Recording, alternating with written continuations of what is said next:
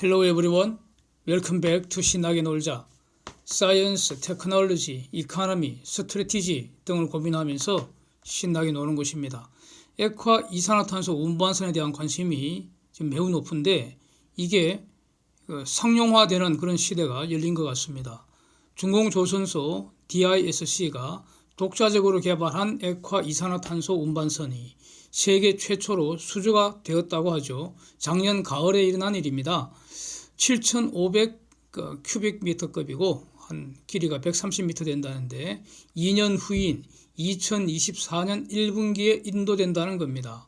선주는 노던 라이트라는 회사이고 에퀴노르, 쉘, 토탈 에너지 이 3개 회사가 조인트해서 설립한 벤처 회사입니다. 포집된 이산화탄소 액화에서 배에 싣고 가서 노르웨이에 있는 그 저장 장소로 이송한다는 겁니다. 이 배는 LNG로 추진되고 풍력 도움도 받는다고 합니다. 그리고 에어 루브리케이션 이 기술도 적용을 해서 탄소 집중도가 카본 인텐시티 이것이 34%나 저감되는 그런 친환경적인 설계라고 합니다. 삼성중공업도 사진 보는 것처럼 50K급 기본 설계 진행 중이라고 하고요. 23년 그러니까 내년 후 1년 후 실제로 액화 이산화탄소 운반선 수주를 목표로 하고 있다고 IR에 계속 명시를 하고 있습니다. 그래서 지금 그 삼성중공업보다도 가장 먼저 세계 최초로 이걸 이제 상용화했다는 것이고요. 이와 관련해서 어제 24일 보도는 이 DISC가 10척이나 또 신조선 수주를 했는데 4척은 벌크선이니까 이건 뭐 전공 전문이니까 별게 아닌 것 같고 6척이 암모니아 레디 듀얼 퓨얼이라는 겁니다. 16,000TEU급 컨테이너선이라는데 유럽 그쪽이 선주라고 합니다. 더 이상 미상으로 나와 있고요. 길이가 한 366m 되고 엔진이 윈GD라고 지금 독일 만사 아니면 윈GD 둘 중 하나 아닙니까 엔진은. 그래서 최신형 아이스 디젤 시스템 사용한다고요. 그다음에 제너레이터는 샤프트 제너레이터. 여기도 에어 루브리케이션 기술이 적용되어 있다고 합니다. 그런데 여기서 암모니아 레디라는 것은 LNG하고 디젤 연료 이게 지금 이중 연료 추진 아닙니까? 이렇게 지금은 이렇게 사용하다가 향후 암모니아 추진선으로 개조되도록 설계 당시에 반영한 선박을 암모니아 레디라고 하는데 사진 보시는 것처럼 삼성중공업도 노르웨이 DNV에서 DNV 성급에서 AIP 인정 이미 다 받아갔고요. 수주 활동하고 있는 것으로 알고 있습니다. 그래서 하여튼 이 중공기업이 무려 6척이나 수주를 했습니다. 근데 여기서는요. 중공의 조선기술 이걸 지금 다루기보다는 이 액화 이산화탄소 운반선이 실제로 이제 상업적 운항을 시작한다는 거 이게 굉장히 큰 의미가 있는 거 아니냐 이렇게 보여져서요. 좀 자세히 살펴보려고 합니다. 한국 조선소들도 삼성, 현대, 대우 모두 조만간 LCO2C 즉 액화된 이산화탄소 운반선 이 수주 이제 소식이 들리지 않겠습니까? 이것이 탄소 중립 여정에 어떤 의미를 갖는지 주목이 되는데 이유를 한번 살펴보겠습니다. 이산화탄소가 많이 발생하는 곳은 석탄 화력발전소나 제철소나 석유화학 어떤 공단이나 아니면 시멘트 회사라든지 이런 탄소 배출이 대규모로 또 집중적으로 발생하는 그런 거대 제조업체 아니겠습니까? 이곳에서 만약에 탄소 포집이 대량으로 상시적으로 또 경제적으로 이루어진다는 것을 의미하는 거 아닙니까? 그래야지 그렇게 포집된 이산화탄소를 이제 갖다 버리게 되는 거 아닙니까? 갖다 버리게 되는 거죠. 포집된 이산화탄소를 대략 영하 한 50도 이렇게 정도 액화해서 그래야지 부피가 줄어드니까 저장소로 옮기는 그래서 일종의 특수 쓰레기 운반선의 개념이 바로 액화 이산화탄소 운반선 아니겠습니까? 그래서 만약 이런 데서 석탄 화력발전소나 제철소나 이런 곳에서 탄소 포집이 성공적으로 이루어진다면 성공적이라는 것은 상시적으로 대량으로 그다음에 경제적으로 이런 의미죠. 굳이 다른 에너지원을 고민할 필요 없는 거 아닙니까? 탈탄소가 목적이 아니고요. 대기 중으로 탄소 방출을 줄이는 것이 목표 아니겠습니까? 그래서 가령 석탄발전소나 제철소에서 기존에 그런 값싸고 화력 좋고 효율이 좋은 석탄을 계속 사용하면서도 탄소를 포집하는 비용 플러스 탄소 운반선에 실어서 저장시키는 이 비용을 합한 거, 이걸 다 지불하고도 수소 연료를 대체하는 것보다도 돈이 덜 든다면, 그러면 굳이 어마어마하게 비싼 설비 투자세로 해서 그다음에 비싼 수소를 사용할 이유가 없지 않습니까? 그래서 지금 그 정부가 마구잡이식으로 밀어붙이는 이 수소 경제 로드맵이 크게 흔들릴 수 있는 그런 어쩌면 게임 체인저가 될 수 있는 그런 사건 아니겠습니까? 이런 문제 제기입니다. 그래서 무모한 그 수소경제 드라이브 정책을 윤석열 정부가 전면 재검토해야 하는 거 아닌가 이런 생각입니다. CCUS라는 거, CC, 카본 캡처, 그 두 문자 딴 것이고요. 카본 캡처라는 것은 그야말로 탄소를 포집해서, 즉 대기 중으로 방출되지 않도록 탄소를 포집해서, 유틸리제이션은 이용하거나 스토리지는 저장한다는 겁니다. 저장한다는 것은 깊은 바닷속 또는 깊은 땅속에 파묻어서요, 적어도 수백 년 또는 영구히 빗장을 찔러버린다는 겁니다. 여기서 그 카본 사이클, 즉 탄소의 순환이라는 걸 생각해 볼 수 있는데, 생물권 내에서 탄소의 교환이 일어나는 것, 이게 이제 카본 사이클인데, 이거는 그러니까 질소의 순환이나 물의 순환과 같이 생명 유지를 위한 필수적인 그런 그 리사이클입니다. 탄소는 지구상 모든 생명체의 핵심 구성 요소이고요. 가령 녹말이라고 하도, 포도당이라고도 하고, 글루코스라고 하는 거 C6H12O6, 즉 수소 12개, 탄소 6개, 산소 6개로 구성된 이 포도당, 이것이 모든 생명체 에너지원입니다. 그리고 이 포도당을 원료로 단백질과 지방을 각 살아있는 생명체가 각자가 만들어내는 겁니다. 또 단백질과 지방의 구성 요소가 바로 탄소입니다. 또 각종 미네랄들이 구성 요소입니다. 그러니까 탄소가 얼마나 중요합니까? 예. 그래서 근데 이제 그 문제는 인간의 활동이 이 생물계 내에서 탄소 사이클을 그냥 흩어져 버렸다는 거죠.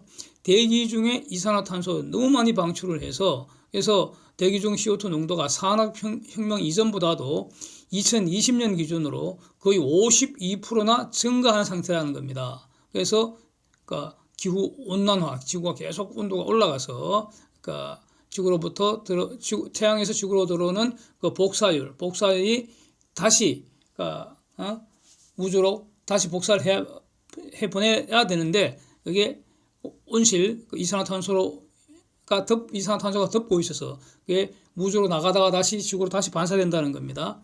온실 효과, 이것 때문에 지구 온도가 계속 올라가는 거, 이게 지금 이제 문제라는 되는 것인데, 하여튼 그래서 대기 중에 있는 이 이산화탄소 농도를 줄여야 되는데, 대기 중에 있는 탄소를 포집하는 가장 자연적인 방법, 저절로 되는 게 바로 녹색 식물의 광합성 작용이죠. 예, 이게 시간이 많이 걸리고, 광합성 작용이라는 게 햇빛, 물, 이산화탄소 이걸 가지고 포도당 만들고, 이를 기초로 단백질과 지방 만드는 그 일련의 과정들인데, 그 광합성, 포도당까지 만드는 거. 그래서 장기적으로는, 하여튼 근본적으로는 이 산림, 녹지 이런 거 잘 보존하고 가꾸는 노력, 이게 그 기본을 깔고 있어야 되는 것 같고요. 그 외에 지금 그 신속하게 빠른 속도로 이제 이것보다도 더 빨리 줄여야 되니까 대기 중에 있는 이산화탄소를 어떻게 포집할 것인가, 이것도 지금 그 집중적으로 연구하고 있는 것으로 이렇게 보도가 되고 있죠. 자, 그런데 여기서 이 CCUS라는 여기에서 카본 캡처 유틸리제이션 스토리지, 이 과정에서 카본 캡처하는 과정, 이거 보면은 사실 이 이슈는 제 기억에는 한 10여 년 전에 엄청난 그 사회적 그 관심을 불러일으킨 것으로 알고 있거든요. 그래서 그 당시 과학기술정보통신부인가 거기서 잘 정리한 그런 자료들이 있었는데, 거기에 나온 것을 이렇게 소개하는 것이 가장 좋은 방법인 것 같습니다.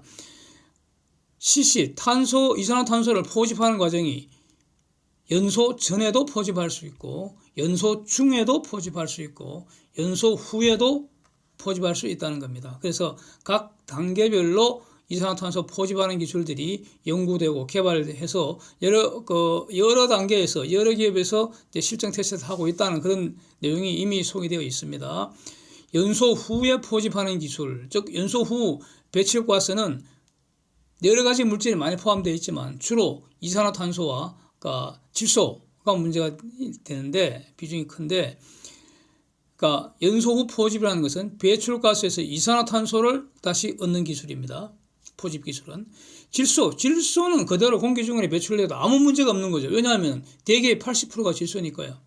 그렇죠? 다만 이 질소가 질소 산화물이 되는 경우가 있는데, 이 질소 산화물은 매우 유독 물질이고 오염 물질이니까 이거는 반드시 제거를 해야 하는 거죠. 그래서 기름을 엔진에서 태우는 거 아닙니까? 엔진을 돌리는 것이 단시간에 많은 양을 태우는 거니까 폭발을 일으키는 거죠. 폭발유도. 그렇게 되면은 그 엔진 내부는 고온과 고압 그 환경이 되는데, 거기에 지금 공기가 있잖아요. 공기가 있다는 것은 그 안에 고온 고압 환경에 산소와 질소가 같이 있다는 것이죠. 그렇게 되면은 산소와 질소가 결합할 수 있습니다. 이게 바로 질소 산화물입니다. 그래서 이걸 환원시키기 위해서 질소가 산소와 결합한 거죠. 산화되어 있으니까 이걸 환원시키기 위해서 필요한 게 바로 요소수가 되는 거죠. 예? 근데 그 요소수 집어넣어서 질소 산화물 결국 회수하는 거 아닙니까? 이산화탄소도 이렇게 할 수 있다면 정말 좋겠죠.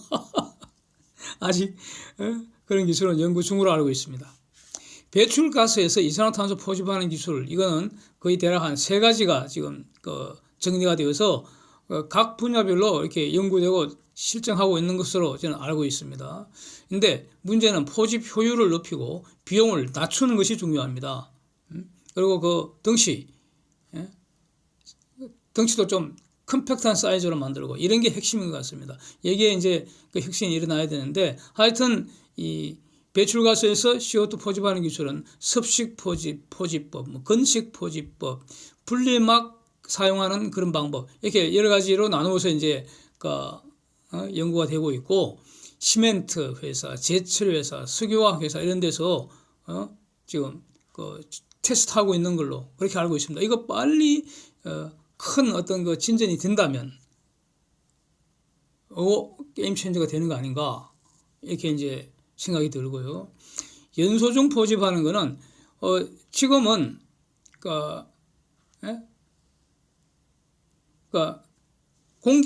공기를 통해서 이 연소를 시키는데, 이걸 아예 공기를 집어넣는 게 아니라 산소를 집어넣어 갖고 연소를 하자는 겁니다. 그렇게 되면은 아주 고순도 이산화탄소를 획득할 수 있다. 고순도 이산화탄소가 필요할 수도 있습니다. 이산화탄소도 자원이 될 수 있습니다.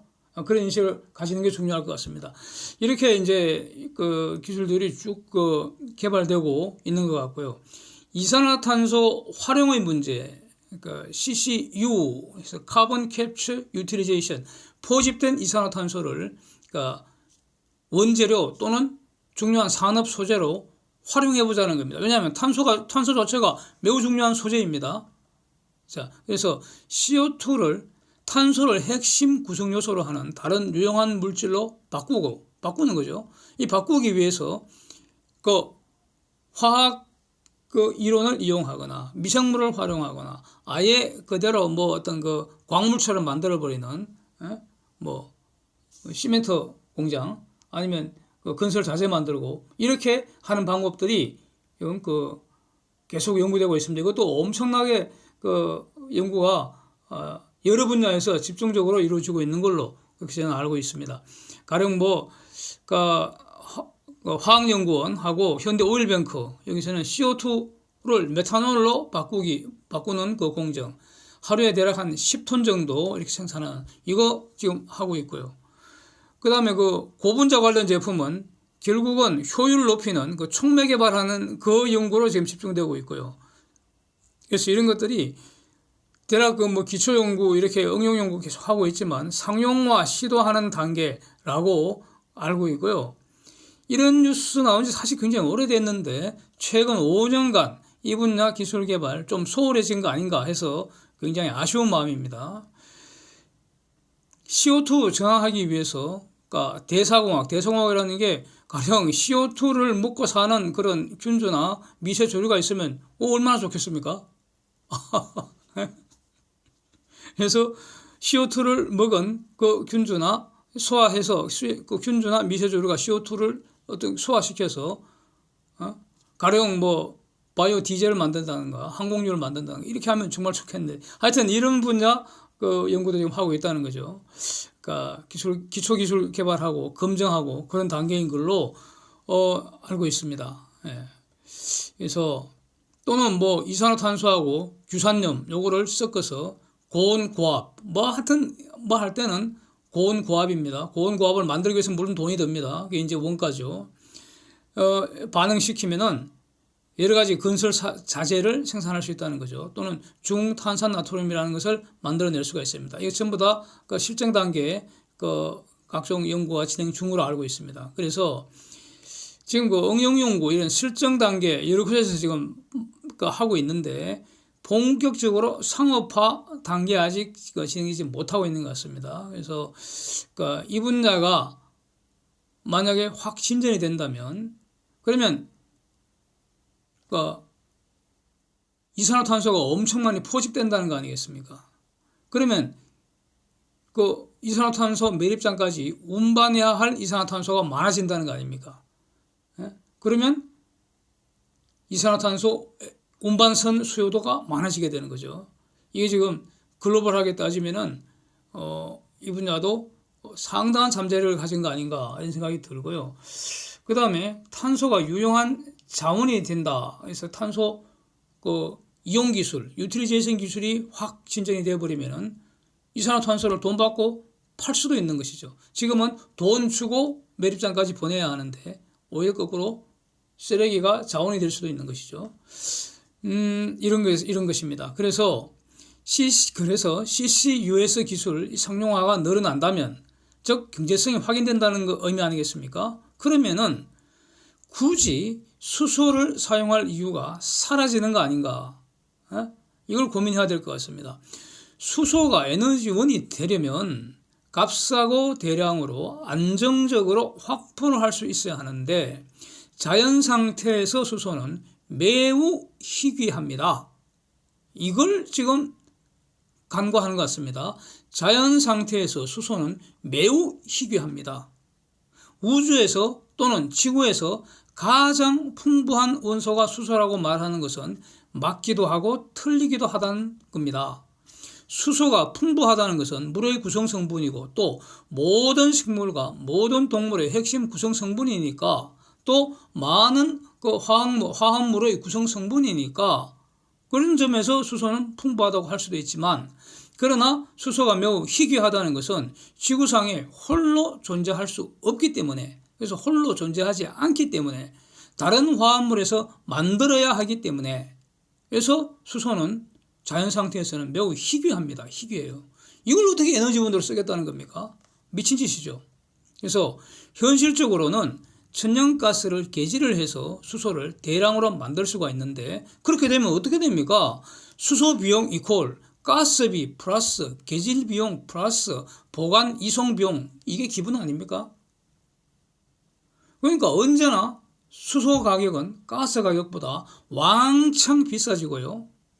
그 다음 수소를 사용하면 사용할수록 가스 사용도 늘어나는 이런 구조라는 겁니다. 그래서 수소는 탄소 중립 정책의 적절한 수단이 결코 될 수 없다는 겁니다. 그린 수소라는 것도요. 저는 틀린 소리라고 계속 주장하고 있습니다. 2, 3년 됐습니다. 가령 풍력이나 태양광으로 만든 전기로 이제 그린 전기라고 제가 이름 붙였는데 이걸로 물을 전기분해한다는 것도요. 이것도 완전히 미친 짓입니다. 물 전기분해 효율이 매우 낮고요. 여기서 물 전기분해 효율을 획기적으로 높이는 무슨 촉매가 개발됐다. 다 들을 필요 없는 헛소리입니다. 그거 세 발의 피만큼 효율 올라가는 겁니다. 그거는 절대로 이렇게 본질을 바꿀 수가 없습니다. 지금 풍력이나 태양광 자체가 발전 단가가 가장 비싼 전력인데 이것으로 매우 낮은 효율의 물 전기분해로 얻는 그 그린 수소라는 게 도대체 얼마나 비싼 에너지가 되겠습니까? 이거 지금 가능하게 하려면 세금으로 왕창 보조금 줘야 되는데 그거는 지속 불가능합니다. 또 그래서 이런 짓은 그러니까 그린 수소라는 그런 것은 이론적으로 가능은 하지만 절대로 해서는 안 되는 그런 미친 짓이라고 보여지고요. 또 어떤 분들은 값싼 원자력 발전 전기로 수전해서 수소를 값싸게 대량 생산할 수 있다 이렇게 말하는데 이것도 저는 완전히 틀린 소리고요. 무지몽매한 소리라고 봅니다. 전기에너지 공급 시스템에 대한 기본적인 이해가 없기 때문에 저는 헛소리하는 거 아닌가 이렇게 보여지는데요. 다시 말씀드리면 전기에너지 체계라는 것은 말이죠. 발전 원별로 즉 발전 원이라는 게 수력, 조력, 원자력, 풍력, 태양광, 석탄화력, 중류화력, 가스화력 많이 있는데 전부 다 발전 원가와 발전 특성이 다 다릅니다. 가령 원자력은 한번 돌기 시작하면 계속 돌려야 하기 때문에 온오프가 자유롭지 못합니다. 그래서 원자력 발전에서 나오는 그 출력은 기저부하를 충당을 합니다. 기저부하. 24시간 변동이 없는 반드시 필요한 그 전력, 그걸 딱 충당하고요. 가령 하루 중 사람이 활동할 때 주로 낮에 활동하니까 또는 1년 중에서 여름이나 피크치 또는 겨울에 난방용으로 이렇게 전력 수요가 많을 때 그 피크치에 즉각 갑자기 부하가 많이 몰리면 전기 수요가 많으면 바로 그 발전기 온해서 더 보내주고 또 그 수요가 딱 떨어지면 또 발전기 오프해서 꺼버리고 이렇게 할 수 있는 것. 왜 이런 말을 하는가 하니 전기 에너지는 수요할 때 공급을 바로 해줘야 합니다. 저장을 못하기 때문입니다. 전기 에너지는 발전하고 나면 바로 써야 합니다. 저장을 못합니다. 저장하기 위해서는 별도로 그러니까 에너지 저장 장치 ESS 시스템이 별도로 필요하다는 겁니다. 그래서 이렇게 전력 수요의 변동에 즉각 대응하기 위해서는 석탄이나 중류나 가스 이런 것이 담당하게 됩니다. 이게 우리 전기 에너지 시스템 체계입니다. 원자력 전기로 물 전기 분해해서 수소 만드는 경우 이때 필요한 전력이라는 것도 결국 우리 기회비용 개념으로 보면은 경제적으로 또 환경적으로 가장 비싼 전기를 사용하는 꼬라지가 된다는 겁니다. 그래서 이 지금 CCUS 기술 빨리 상업화 확 진전되는 그런 모습을 보고 싶고요.